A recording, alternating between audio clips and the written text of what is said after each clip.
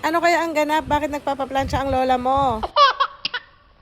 Nagahol pa nga ako dahil galing akong trabaho niyan. Almost mag 6 p.m. na ako nakauwi. Kulot-kulutan na kasi ang person, kaya kailangan plansyahin para maganda sa picture.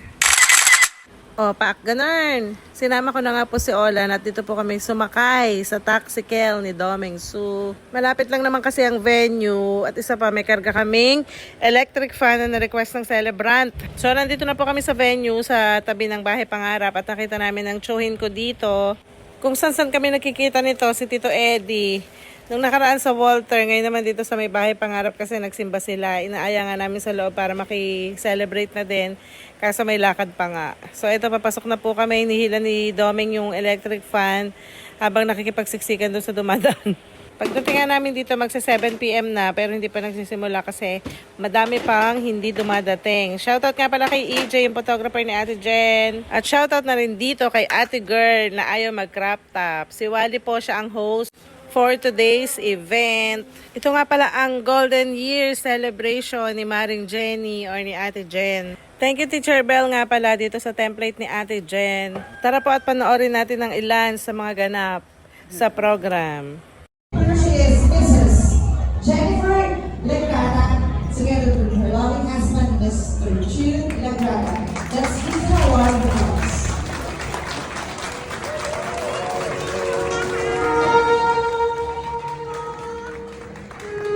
Kanta. Dahan-dahan naman. Eh, hindi ka alam kung siya pupunta, di ba? Palakpakan naman, guys. But very beautiful. So gorgeous.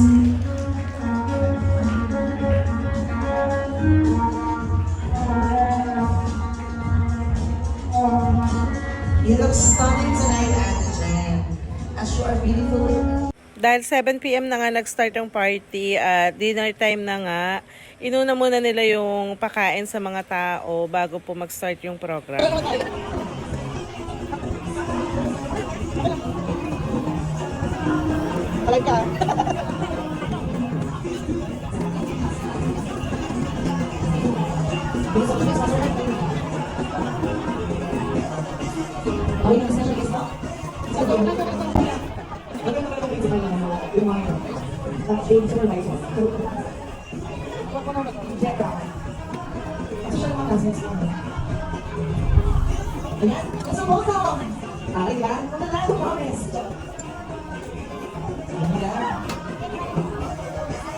It's time to eat muna. Kain tayo mga mare.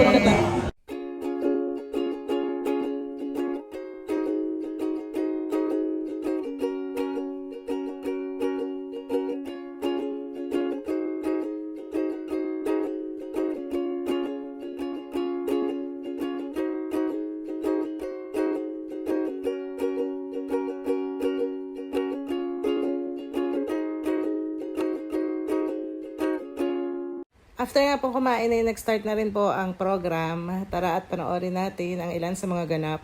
Ang lahat. Happy birthday, Jenny. God bless. And I still pray for you. Para sa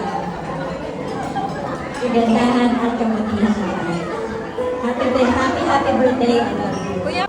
Yung kahit hindi siya laging nandun sa amin, yung mararamdaman mo na nandun din siya. Magte-text siya, sorry, natapat sa event. Pero yung love niya talaga, pag may nangyari, magte-text kagad siya, kumusta, ano nangyari, gano'n. Loving, understanding.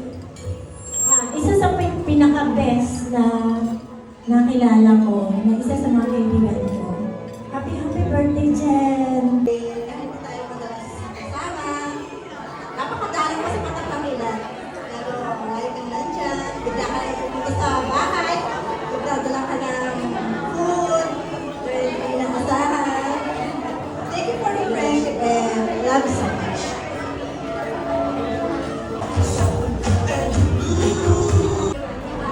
Ano po bang hinukay nyo, tita? Kailangan itong hinukay. Ang hinukay nyo talaga. Good evening po sa inyong lahat. Ito lagi pa tayo nag-uusap. Ito na isa-isahin.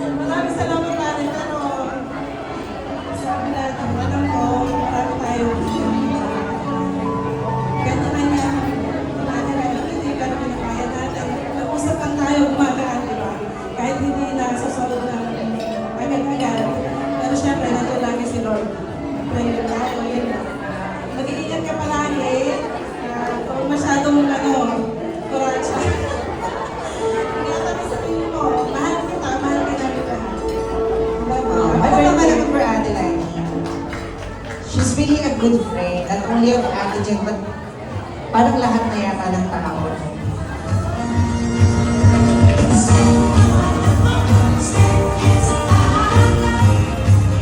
Thank you so much, Ate Lani. Next is BFF Carol Garcia. May I call the 5 treasures for our photo op?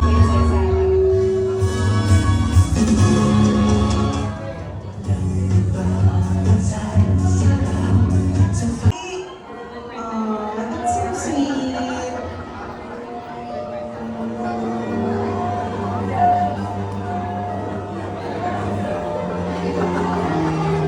Paano ba nga naman yung baby tree? Ang sweet ng moment na yun. Nalilitan sweet Lola.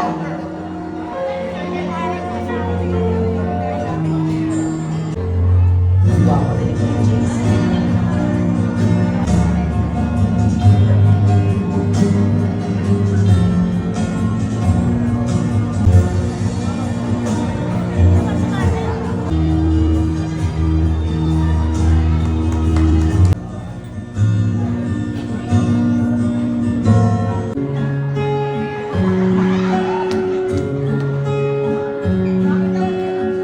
Ang sweet naman ni Ate Jen. Swerte na kay Kejo, no? Si Kejo na hindi ko sure kung swerte. Hello, Madam Gigi. Hello po. Happy birthday. Alam mo lang na love ka lang. May message siya. Nag-google siya. Charot. Happy birthday sa Super Wow na nakakilala ko. Walang laban na inaatras. Lahat kinakaya para sa pagdating. Jenny, happy birthday. Alam mo na isa ka sa taong malapit sa puso ko. Napaka-sweet mo. Kahit hindi tayo nakikita madalas at marami tayong lakad na drawing, hindi ka nagbabago. Dalangin ko kay Lord na bigyan ka ng mahaba pang buhay, good health, more success sa buhay. Ito sa lahat. Jen, alam mo na, ikaw lang ang lagi namin bunso sa office. Mahal na mahal ka namin. Kasi Ate Jen, ang aming pagbati kay ako sa salamat. Panalangin na sana ay lagi kang ang maganda na kalusugan, ikaw at ang stay happy and stay blessed. Love you po. Ng ano, na mga dasal mo, wish ko, ni Lord, mabait ka, isa kang mabait na kaibigan, thoughtful, lahat-lahat. Tapos nung nag-college na kami, nagsusulatan na kami. Isa sa naging pen pal ko ng college. Hanggang sa kapag-asawa na, tapos nagkaroon ng Facebook, kaya madalas kami nagkakausap through messaging. Ang mabait siya talagang kaibigan. May nadinig ako dito kanina nagsabi na siya yung tao at kaibigan na full of surprises. And I agree with you. At hindi po yun nangyari ng isang beses. Naulit, at naulit, hindi lang lobo, pati ko pagkain. Kaya, yung mga ganong pagkakataon, nakatanim po yun sa puso ko. At isa sa gusto ko sa kanya, pag nagpupunta po siya ng Divine Mercy sa Marilao, sinasama niya po ako sa kanya mga panalangin. Yung panalangin niyo na yun, worries, but only trust and love from the Lord. Lagi natin tatandaan yun, diba? Lagi mo sa akin sinasabi, kaya natin ito. Kaya mo ikaw din. Wala naman akong mahihahan doon kundi panalangin din. Matatag ka, tatandaan mo yan, at makantayan sa iyo. Happy birthday. Salamat. Thank you so much. Ate, happy birthday. Umiyak. Sana masaya ka ngayong araw. Happy birthday ulit. Sana masaya ka ngayon dahil nandito kami lahat. At saka sana lagi tayong masaya. At marami mo tayong puntahan dahil matanda na tayo. Ano mo umiyak? Lagi ako nandito para sa happy birthday.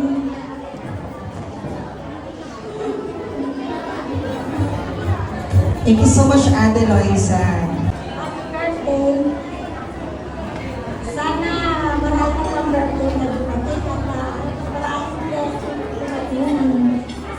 dumating sa iyo.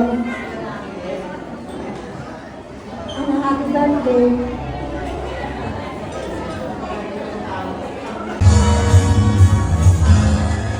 Happy birthday. Ano ba ito? Hello. Happy birthday, me. Konti na lang, ano, gagaling na ako.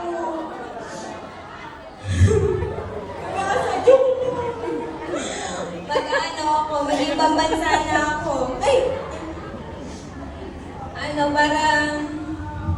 parang yung pambili ka na ng bag. Bawasan mo na minsan yung isungin naman. Magme-menopause na po kasi siya kaya sulit siya. Super love na lang kita. Hindi mo na ako makagraduate.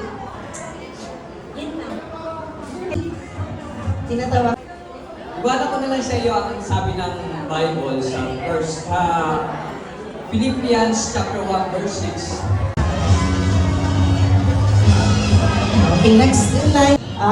Si Ate Jen po ay isa sa pinaka, siguro masasabi ko,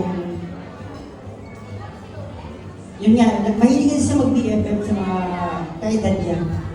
So, sa kaedad namin, siyempre, mga 20 years po agad namin, hindi lang halata. Masasabi ko po na si Ate Jen yung tao na kahit wala kang pera, mahal ka. Kasi, naiyak na. May share, nag-share kami ng mga life experiences namin. And honestly, si Ate Jen ay sobrang lapit sa akin. Salamat for being here. Especially sa family ko. Na isang chat lang, andyan na ganyan. No, alisin natin yung money concern. Kung sa kaibigan lang, walang bilangan ng pera, si Ate Jen. So I was really proud dahil sa birthday. Hi po. Ako nga po pala si Sansa. Hindi nila tinatanong. Madam. Hindi. Thank you kasi